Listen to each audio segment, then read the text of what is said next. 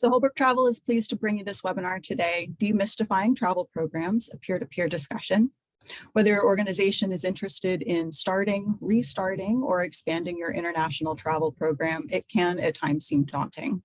Our goal today is to help take the mystery out of group travel planning by going directly to the source. We're pleased to be joined by special guests representing several different organizations that utilize travel programming in their educational, community building, and/or development strategies.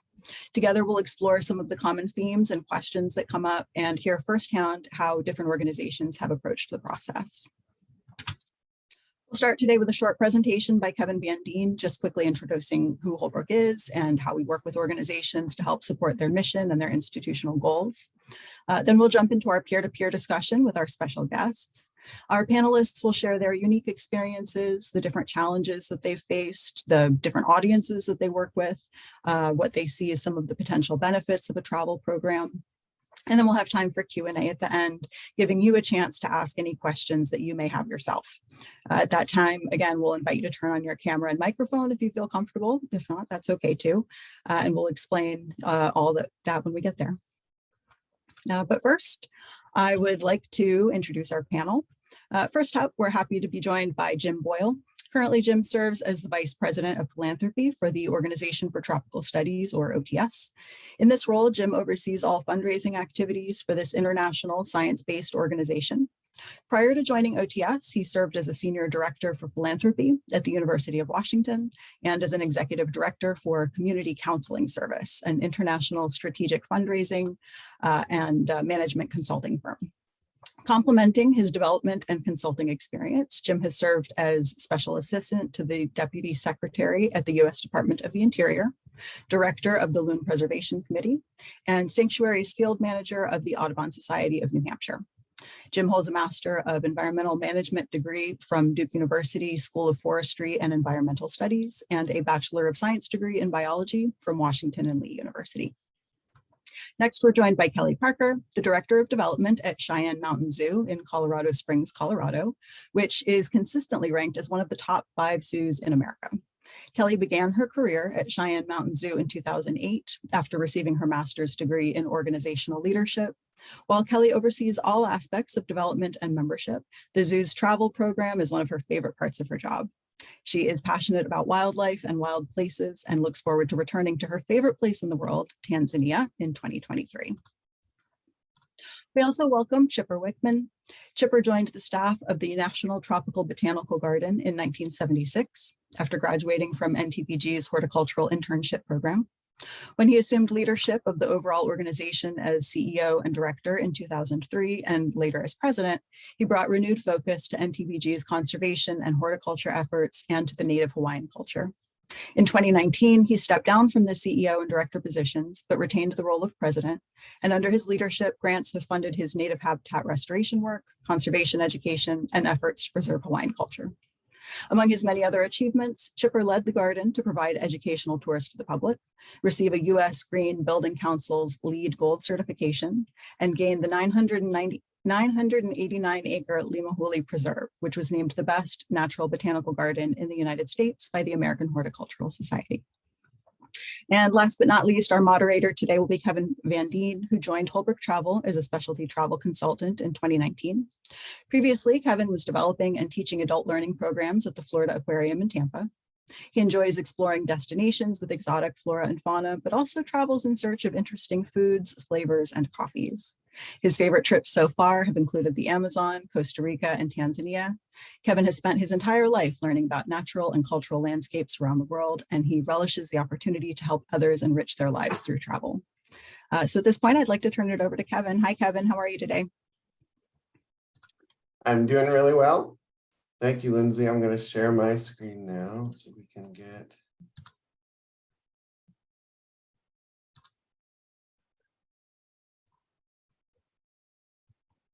There we go.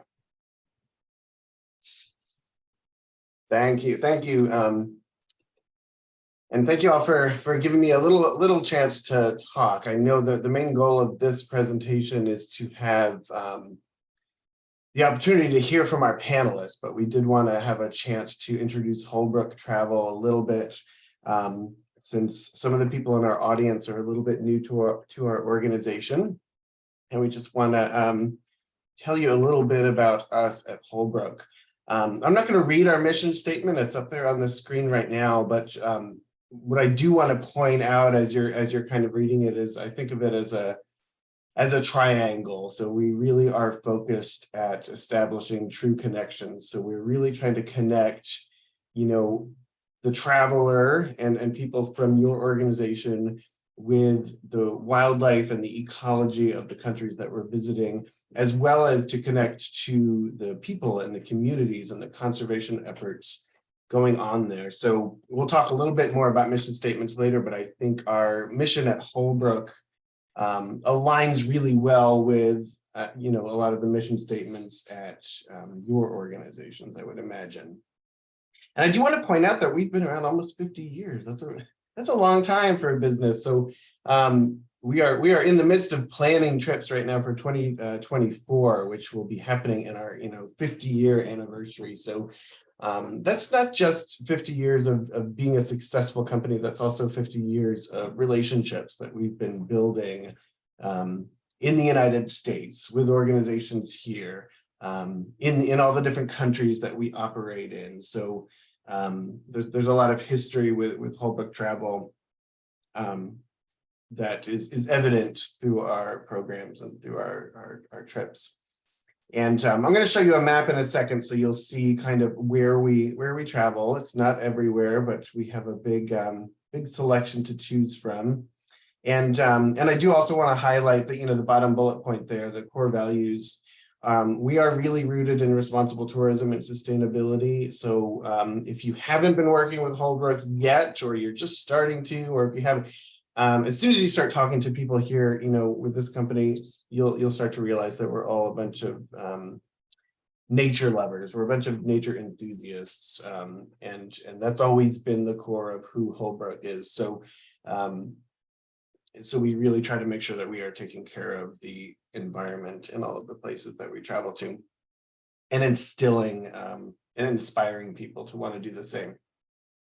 Here's a map. Like I said, we don't travel everywhere. You'll see some big kind of gaps in there where we don't go. But think of us as kind of your gateway to taking people to Latin America, Cuba, parts of Africa, Antarctica, India, Australia.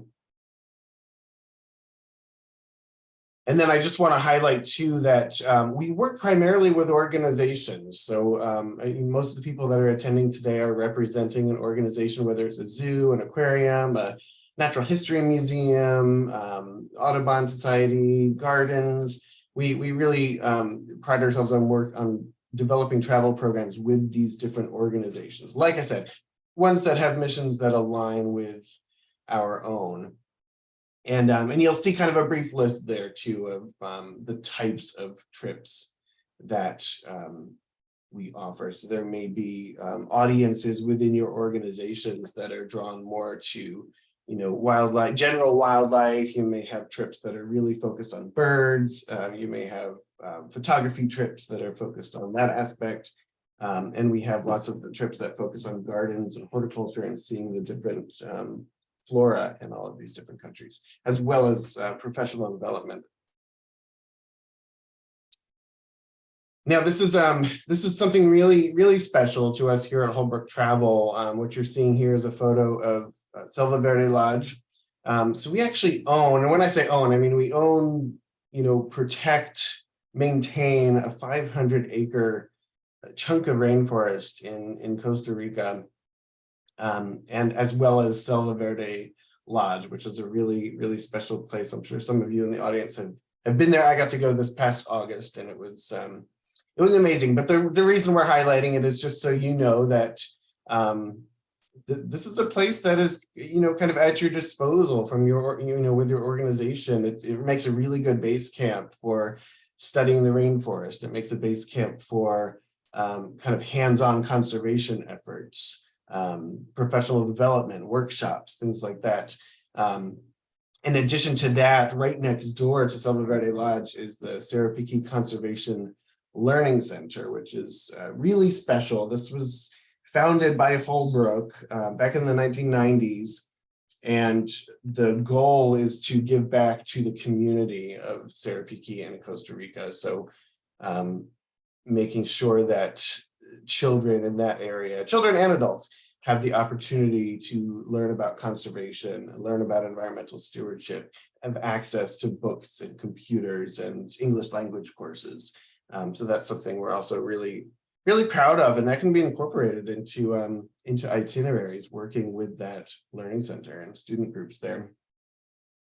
We don't just work with organizations. We are available, for private journeys, friends and family groups, smaller trips that are very customized. We can do that as well too.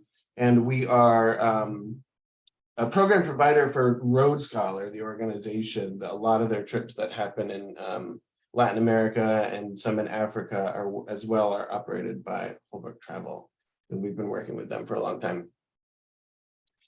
As far as core services go, this is what I want to highlight, is that I mentioned mission statement before. We want to make sure that our travel program with you helps to fulfill the mission of your organization. That's really important to us.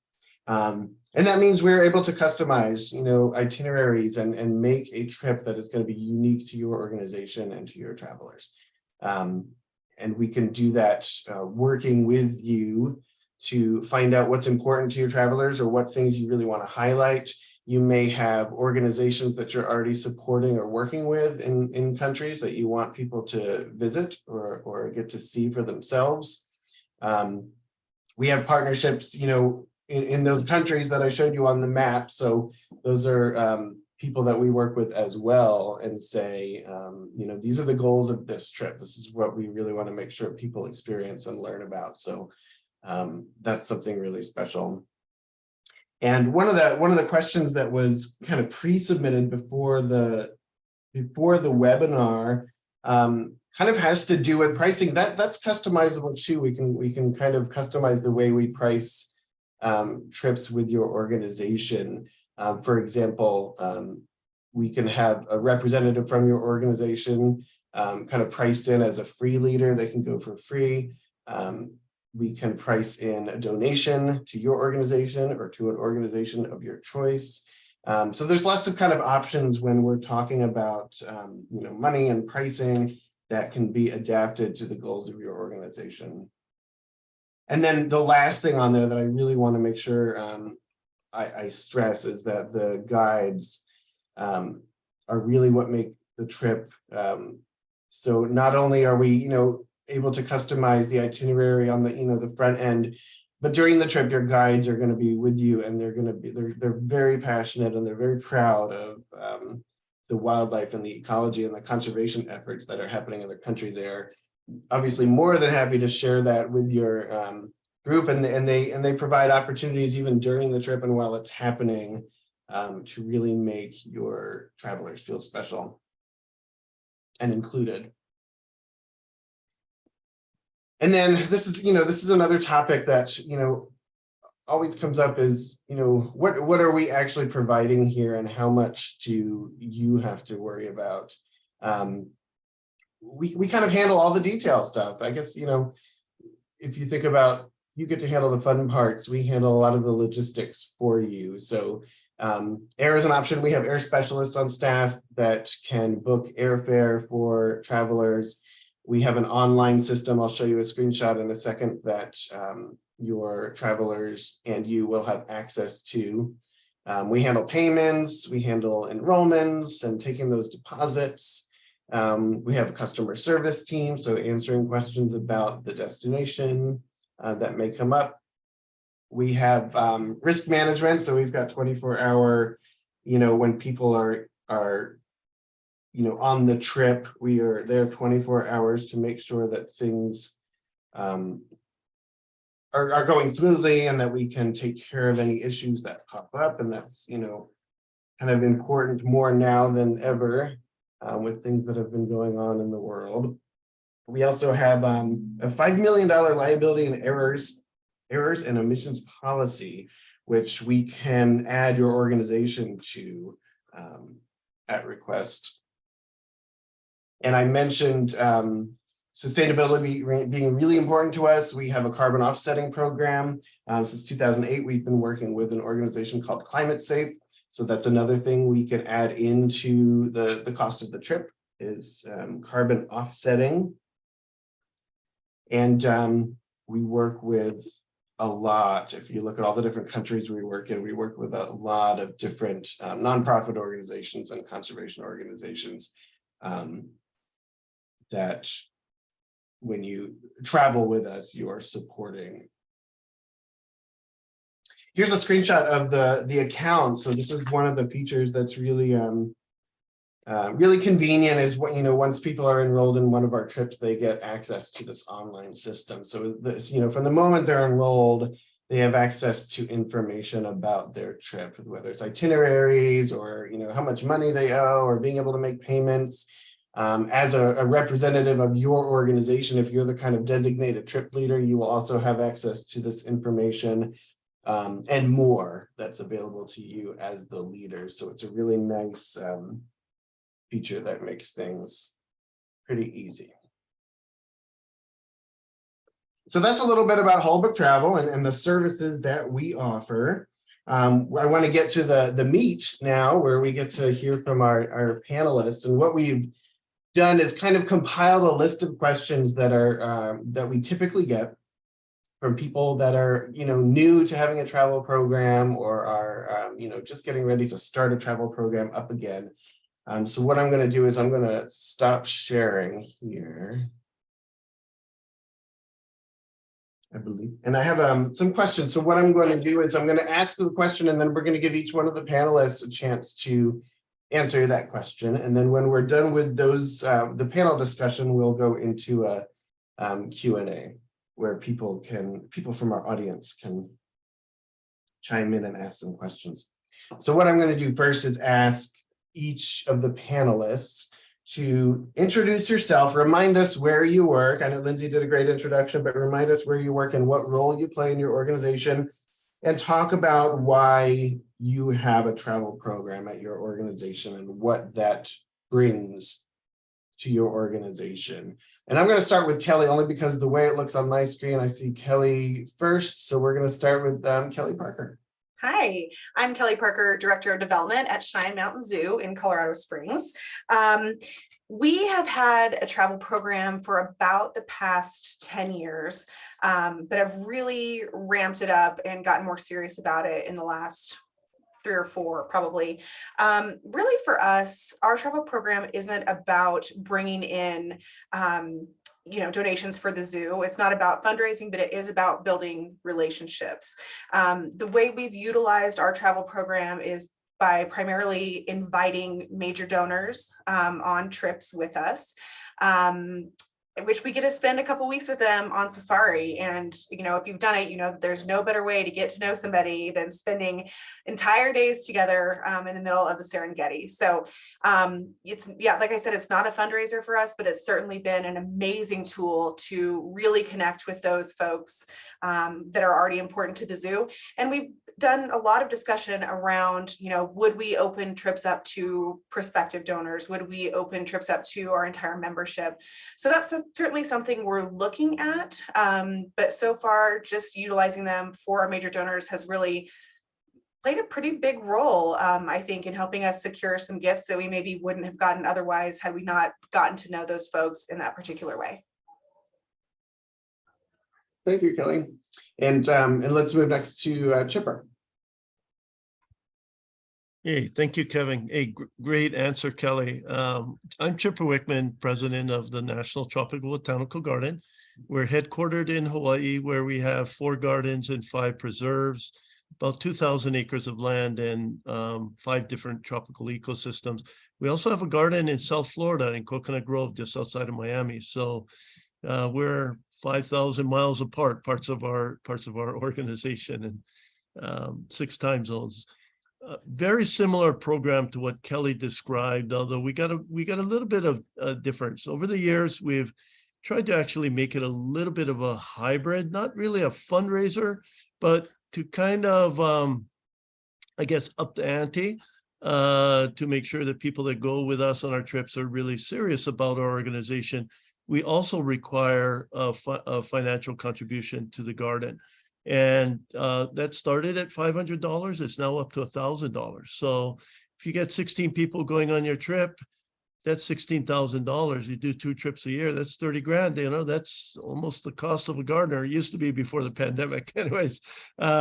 So it's not really, its main intent though is exactly what Kelley described. It's to build donor relationships. And similar to what Kelley described, we originally started with only opening our travel program up to our trustees. We have a national board with almost 30 trustees.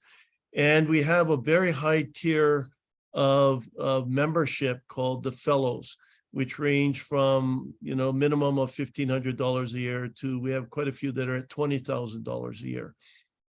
So the fellows and the trustees were the original audience.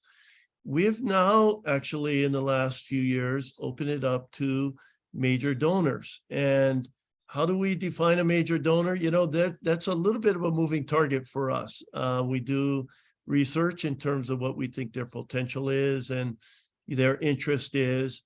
But a major donor could be somebody who's only, you know, say giving you 3 gifts, but they're all somewhat significant gifts over $1,000. And we've had really good luck with that because, as Kelley said, there's nothing like building a relationship.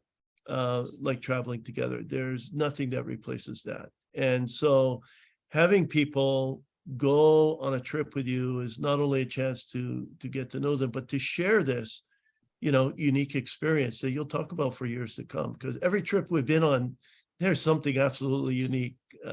We had a local guide one year that said, hey, travel is an adventure, you know, because there's always something that happens that wasn't planned for. He goes, travel's an adventure. If you're not up for it, stay home and watch TV. And I just thought that was I've always remembered that. And that's, I tell our people on the very first day that, you know, you can expect something will go wrong, but you know, that's what part of what makes it memorable. So back to you, Kevin. Thanks.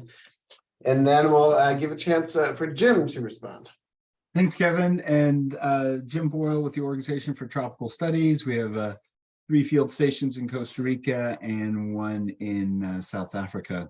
And we're kind of, you know, as compared to Kelley and Chipper, our travel program is really new. For years, we had our own in-house travel agency that we would do trips. But we closed that branch of our services probably 6 to 8 years ago, and only this year started offering travel programs again. So we did 1 travel program this year, and we have another one planned for the fall, and then we have a couple planned again for next year. So we are kind of new, learning a lot through the process.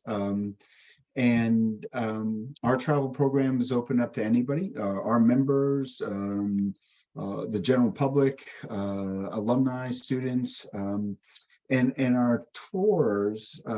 Generally, we spend a great deal of time at our field stations because we really do. We really try to unpack the research that we're doing. We have our travel people participate in research efforts, do citizen science, and so. It's less about seeing all of Costa Rica or all of South Africa and more about a deeper dive into wetlands or reforestation or climate change. So we try to have themes to our tours, but they are opened up to the general public and our members. And I think similar to Chipper and Kelley, these are really, you know, we do raise some money out of the programs through fees. We also get money from station fees when people stay at the stations. We get lodging fees from that. But it's really about the building the relationship. That's why we're doing our programs to connect with people and just let them know about the incredible work that's being done by some amazing scientists in the tropics. So a lot of similarities between our programs, but we're much newer to the game than either Chipper or Kelley is. Thank you.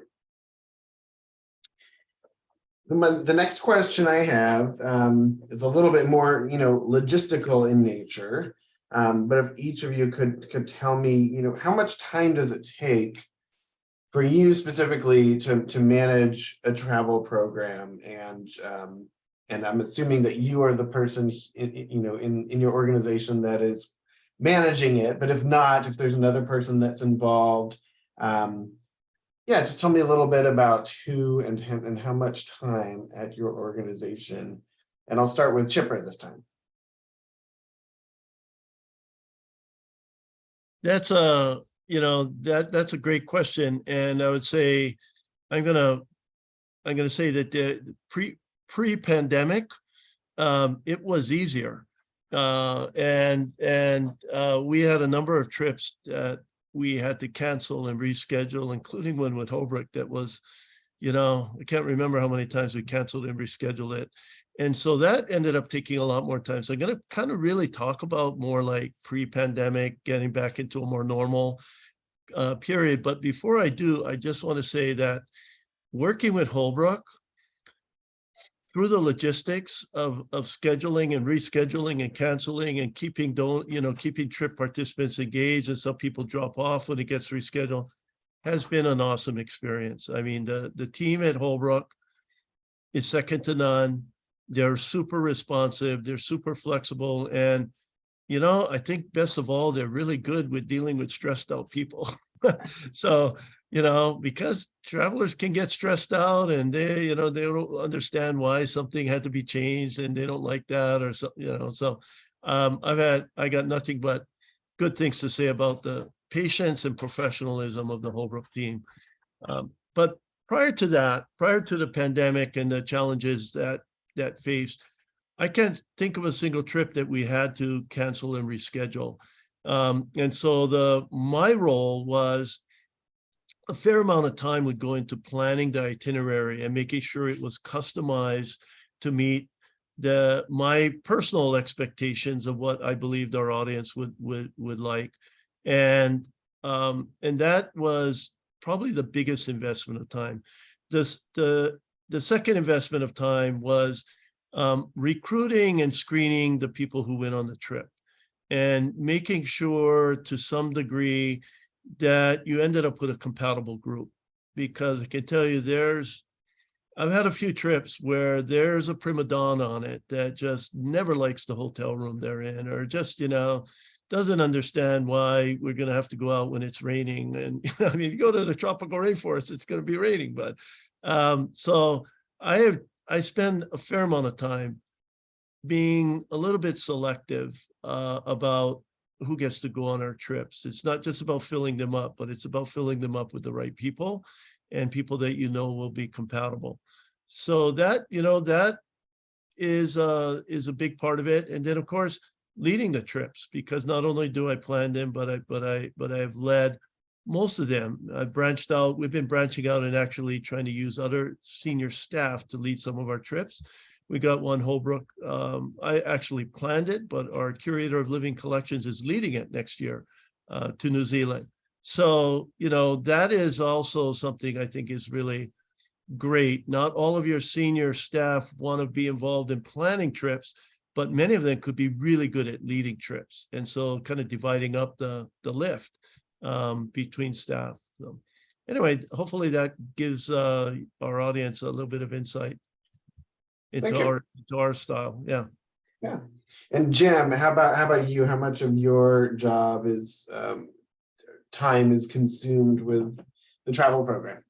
Yeah, I'm the only one doing it, so it's a little much, but mainly because it's new. So we're just kind of recreating everything, and I want to reinforce something that Chipper said was, these are not Holbrook trips that are, or at least for us, they're not Holbrook trips that OTS is part of. These are OTS trips that Holbrook is managing and helping us with logistics. We couldn't do the trips without their help. But where we go, what we say, where the schedule, it's stuff we all get to set. So it's really special that way, and that we can really emphasize the stuff we have. luckily, for OTS, we have a lot of educational groups that come in, student groups, faculty, and so we have a whole reservation team that handles logistics, but they really only know the logistics for our stations. They don't know the logistics of traveling and getting to different places, and that's where Holbrook really comes in and helps us. So I'm anticipating is the more we do these, the less time it takes, because we just get better at it and answer some of the questions. But the kickoff has been a little intensive. And I also, Kevin, I'm not sure if I can throw questions out to panelists, but if there's time at the end, I'd like to hear more about Chipper's process for deciding who gets to go on the trips and how he screens them. That's we bring everybody in, and I've always worried about the dynamics of the group. So if we have time at the end, I'd love some insights from Chipper on that too. Sure. And then Kelley, how about you? How much time do you spend with this? When we first started working with Holbrook on these trips, I felt like I was spending a decent amount of time, to both the gentleman's points about building exactly the trip that we wanted, making sure it was going to accomplish our goals, get us in the right kind of situations. Since then, though, because we have worked so closely with Kevin and the team at Holbrook, I don't have to spend a lot of time on it. They are able to put together trips for us, knowing exactly, what the mission of the trip is, what we like to do, how much downtime we like to have, and those sorts of things. And so really, from my end at this point, it's recruiting travelers, putting together some communications, but the Holbrook team does it all. So it is certainly not an overwhelming workload for me, and darn it, I get to go to Africa every year or two, so somebody's got to do it. Exactly. Take one for the team, right? That's right. Okay, so I'm gonna do one more question for the panel discussion. So then I want to make sure we have plenty of time for the rest of the people in our webinar to be able to ask some questions. But this is kind of a big question. So this is tell us a little bit about the journey of getting, and maybe you weren't the person that started the travel program. So, but tell us what you know about the journey of getting your organization to have a travel program. I'm assuming there was red tape that had to be dealt with, and barriers to be crossed. And also about the risks with having a travel program. This is really important now, and I know everybody's a little bit nervous because of the pandemic about traveling and being responsible for people in that way. So if you could share a little bit about the journey to have a travel program and what you had to do to get there, and also about the risks associated with the travel program and how those are dealt with. And I'll start with Jim this time. Yeah, for us, as I said, my role here was to restart the travel program, but I think we had an advantage over many organizations because we have student groups in our field courses traveling Costa Rica, all over the place, traveling through South Africa. So we kind of knew, we had the risk management down, we had our policies already in place. So that part of the trip was easy. The harder part was just some pushback from should we be doing these travel trips? Are they open to everyone? They're a little expensive for in-country people. So can we provide trips that's more equitable to everyone? There's some concern whether we would get people to sign up. There's concern about how much time it would take. And what was interesting, the first trip filled up within like 2 weeks. Second trip filled up very quickly. And like some of the other posts, the first trip had to get postponed because of COVID. And it was really smooth. We lost 1 or 2 people who just couldn't make the new trip, but we refilled it again. And it was great working with the Holbrook team on that. And then our second trip also got postponed because of floods and roads getting washed out and couldn't get to our field stations. So we had the infrastructure in place in a lot of ways. So it was a little bit easier for us to get restarted up than maybe some organizations might be. Okay, thank you. And Kelley, how about with your organization? You know, we really started doing travel programs based on the wants of our donors.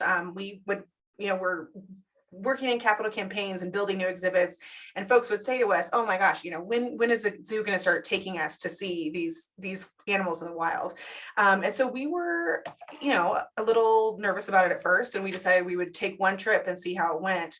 And we struggled with all the things, do we ask for an additional donation? Do we want to use this as a fundraiser? So we kind of just jumped into it to see if it would work. For us, it did. And so we have, throughout the last 10 years, used some different companies. We've tried some different things and visited some different places, but have really gotten to a really comfortable spot where we feel like we're offering the very best trip that really embodies who Cheyenne Mountain Zoo is, and giving donors an experience for a lifetime that they wouldn't get on their own. If they took a family trip to the Serengeti or to Tarangire National Park, yes, they would have an amazing time, but they're not going to have the same kind of experience that they have on a Cheyenne Mountain Zoo trip. And so that's what Holbrook has really done for us, is really helped us to fine tune exactly what that looks like. So now it's not just sending people on a trip to go, see animals. It's really setting out some specific ideas of what kind of experiences we want people to have, what we want them to take away from that experience. And so yeah, through trial and error, I think we've really gotten it to a really great spot. Thank you. And we'll wrap up with Chipper. You guys did a really good job of selecting the panel, because we all have a little bit different perspective. And again, I inherited a travel program, so I've been at the garden for this is my 47th year, but I really didn't start leading trips until I became the CEO in 2003. So I did, however, though, participate in a trip led by our director of our garden in Florida, a guy named Larry Shockman. And Larry was just an amazing guy, and he led a trip in 1997 to Costa Rica that was very low budget, and it attracted a completely different audience than the people who are going on the traditional trips that the garden was leading. And the traditional trips, I missed that part. The traditional trips that had been in place from the 1970s, I called them the fine wine and foie gras trips to Europe. And 5-star hotels and $12,000 to $15,000 a person, and I could never afford to go on any of them, so I never went. But they were really for the very high-end, trustees and donors of our organization, and catered to them. So in a way, kind of similar to kind of what Kelley Dem's program really focused on your top people. And anyway, when I became the CEO, I just said, travel is a way to connect with people at different levels of your organization. And that 1997 trip to Costa Rica really, I said, I want to start replicating. I want to start leading, not replacing. So the fine wine and foie gras trips will continue, because there's a clientele that want to do that. And we had somebody leading it, development person leading it. I said, I want to start going to places I want to go to, and that are a little more, I'd say, adventure travel, and it really fit the profile of where Holbrook goes in the world. And so we started doing those, and we tried to price those more between, say, $4,000 and $7,000. And it hit a really a sweet spot. And we started attracting a whole different range of people signing up for those trips than what we had. And so we actually started running 2 international trips a year, and found that was great. And again, just to emphasize the flexibility, I think we did a trip to New Zealand maybe about 6 or 8 years ago with Holbrook that we priced at, I think, around $6,000. Well, the development guy that was doing the fine wine and foie gras trips retired.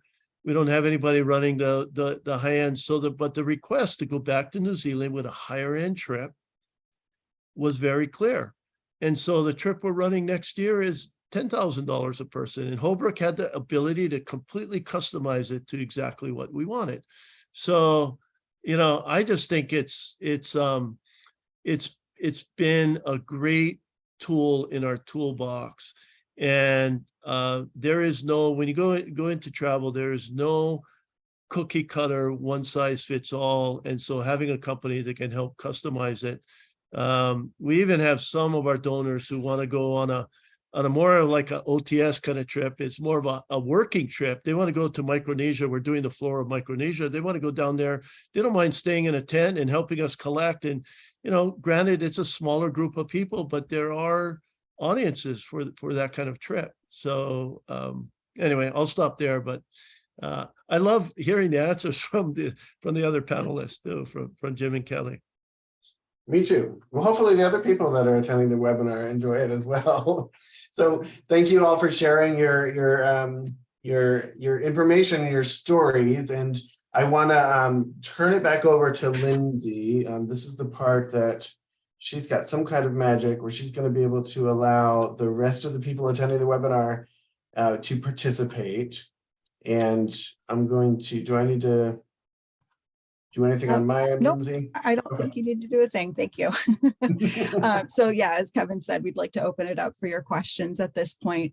It looks like we have about a dozen attendees at this time. And so we thought to facilitate the conversation a little bit, it might make sense to promote all of our attendees to panelists so that you have the option of turning on your mic and camera if you wish. Again, if you don't want to or don't feel comfortable, that's totally fine. You don't have to.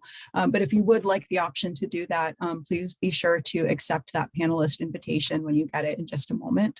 And then if you'd like to ask a question, we ask that you please raise your hand using the button in the toolbar, keeping yourself on mute until you're called on.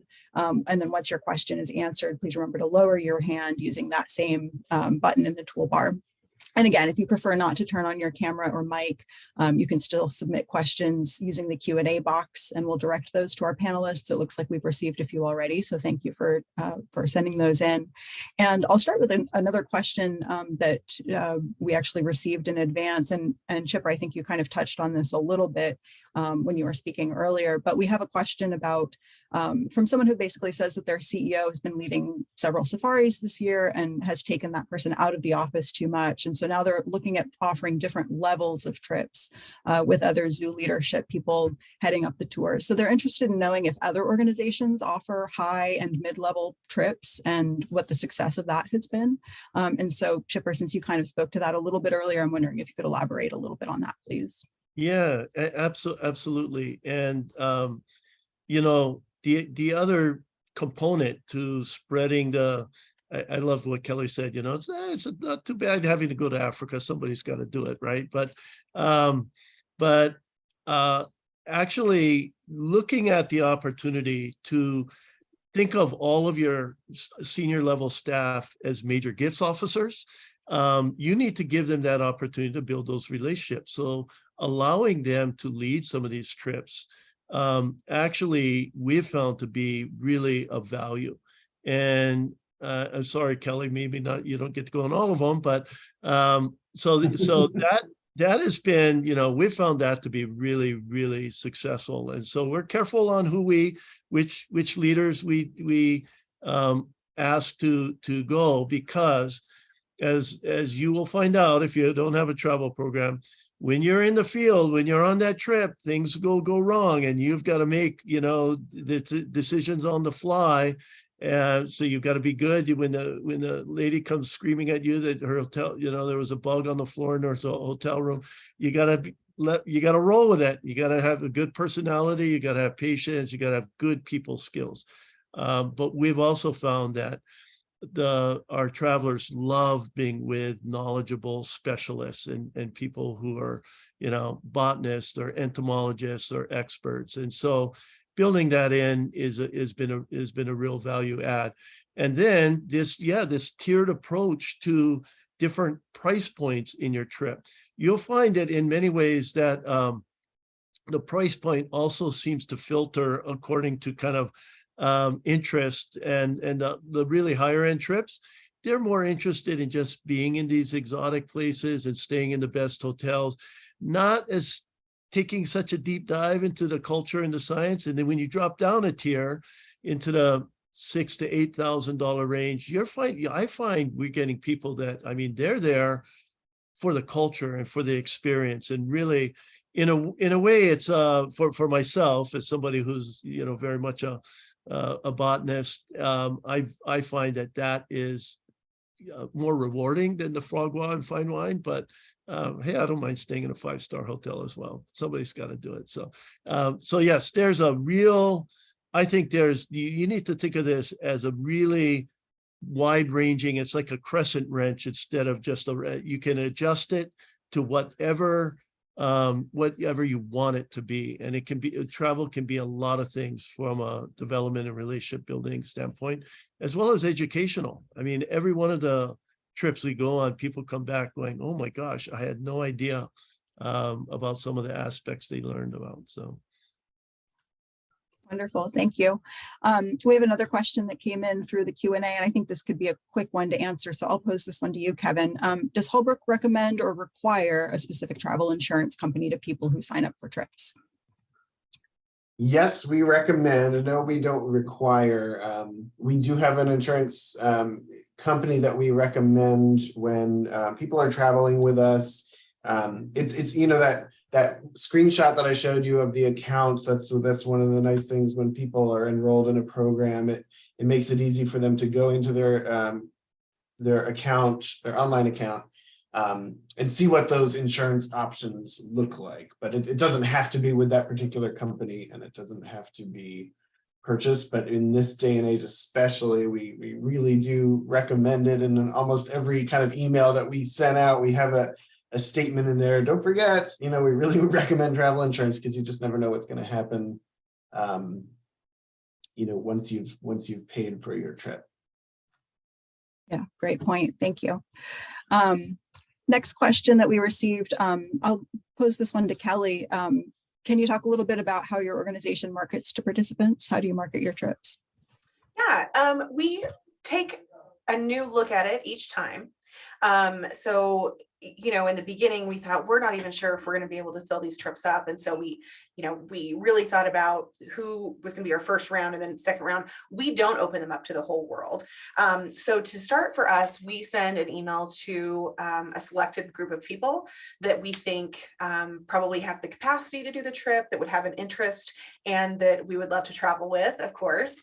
So we send it out to those folks, and then we can widen that scope as we need. So really for us, it's just about putting the opportunity in front of people. It's literally one email that we're sending saying, if you want to join us, here's what we're looking at. And so for us, it's not a hard part of the process usually.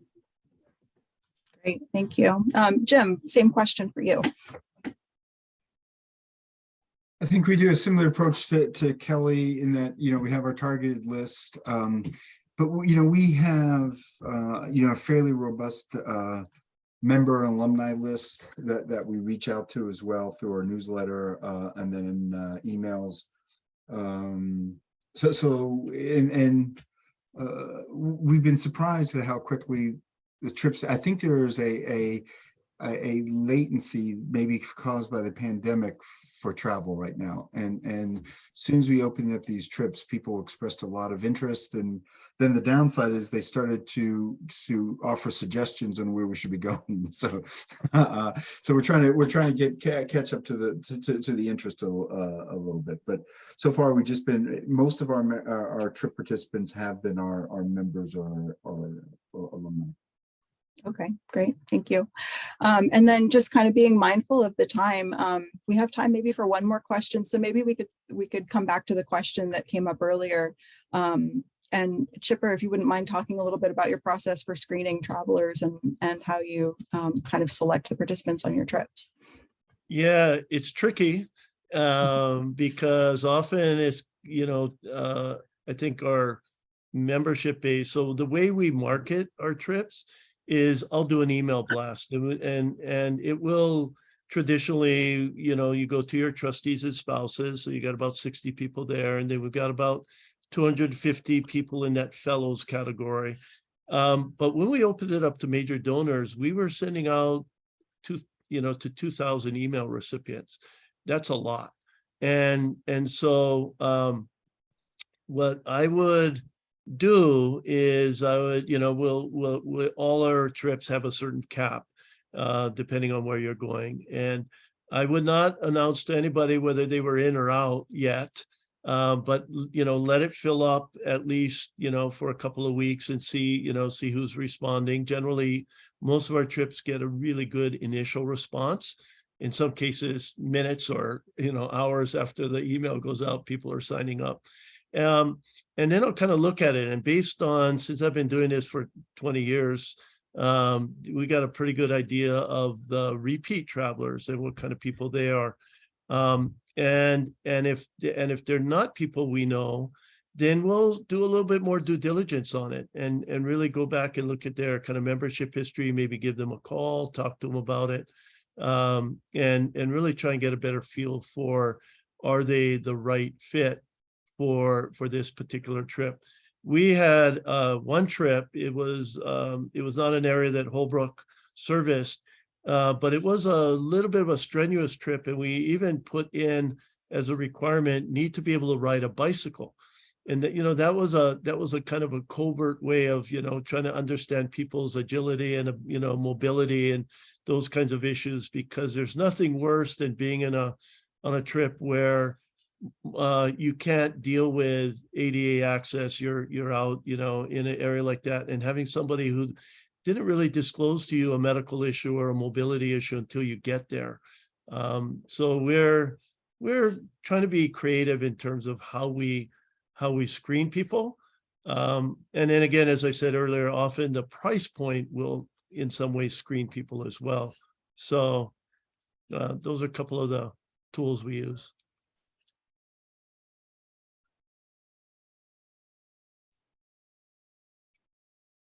Oh, Lindsay, you're muted. Thank you. Yeah, so I think we're close to the hour here. So we'll go ahead and conclude our presentation for today. Today's webinar has been recorded, and we'll be sending out a link in the next day or so. And the recording will also be available on our YouTube channel and on our website, where you can find all of our past webinars. And before we conclude, we just like to say thank you again so much to our guests, Jim, Kelley, Chipper, and Kevin, for volunteering your time today and sharing your experiences with other travel planners. We really appreciate your insights and hearing about your experiences. So thank you. And thank you to everybody else who joined us today as well. We hope you have a wonderful rest of your day, and wish you the best. Thank you. Thank you. It was fun. Hopefully it was helpful. Definitely. It was fun. Thank you. Yeah. All right. Bye-bye. All right. Bye-bye. Yeah. Thank you.